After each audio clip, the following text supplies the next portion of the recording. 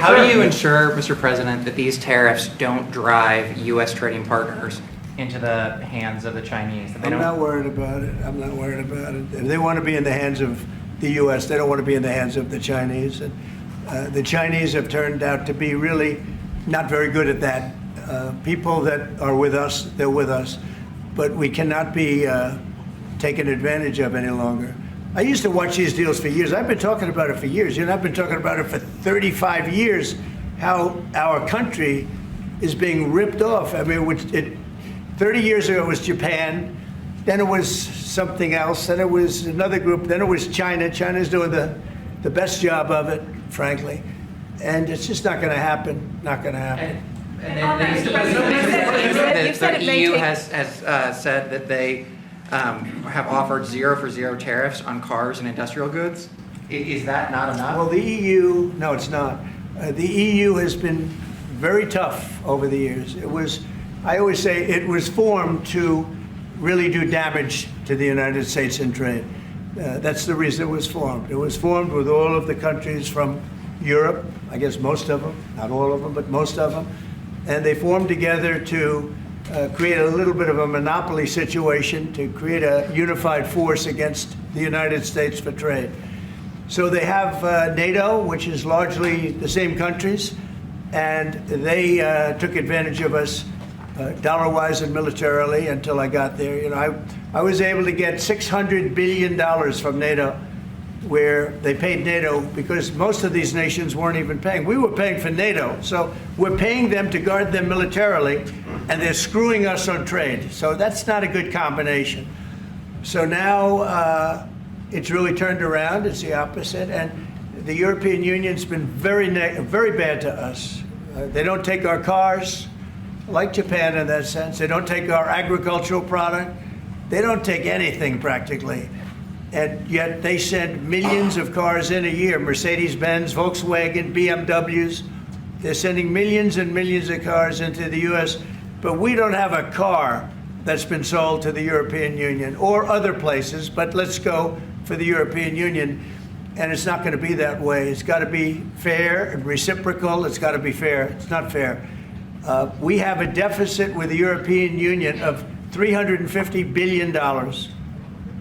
And it's going to disappear fast. And one of the reasons and one of the ways that that can disappear easily and quickly is they're going to have to buy our energy from us because they need it.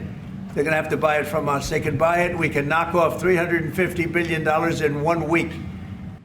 They have to buy and commit to buy a like amount of energy. And we have that. You know, we have more energy than any country in the world. Any questions? Mr. President, The European Union reaction to the markets today, and would you be open to a pause in tariffs to allow for negotiations?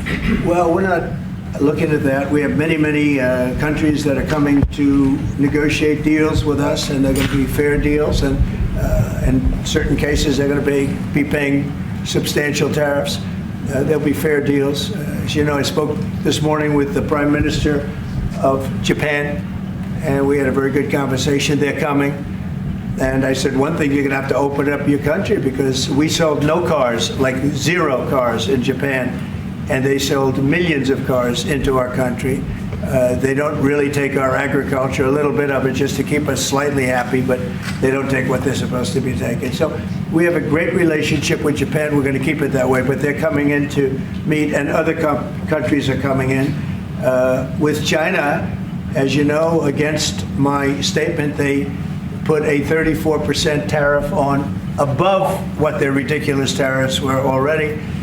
And I said, if that tariff isn't removed by tomorrow at 12 o'clock, we're putting a 50% tariff on above the tariffs that we put on.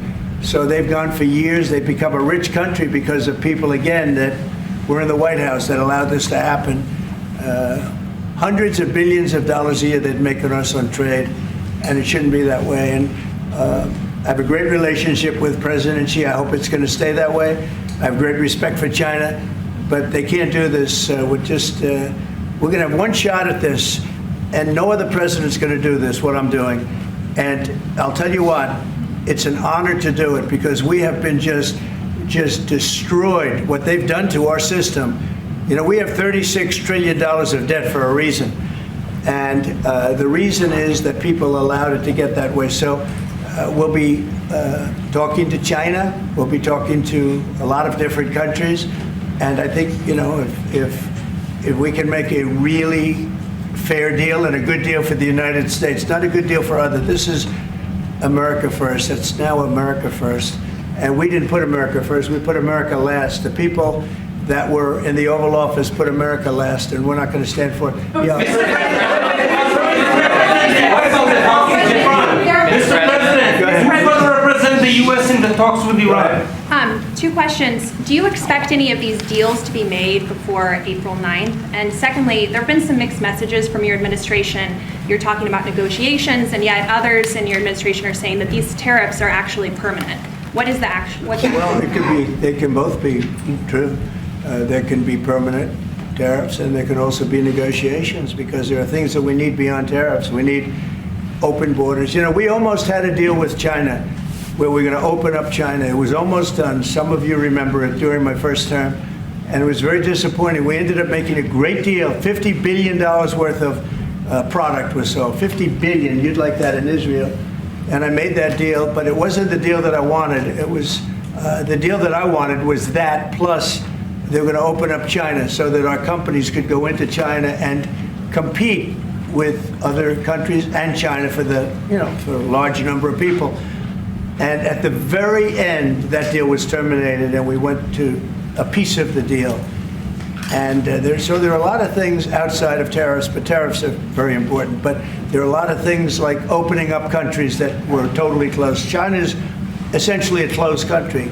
In fact, it is a closed country. And what they do is they charge tariffs so that if you sell cars or if you sell anything, nobody's going to buy it because the price is out of control.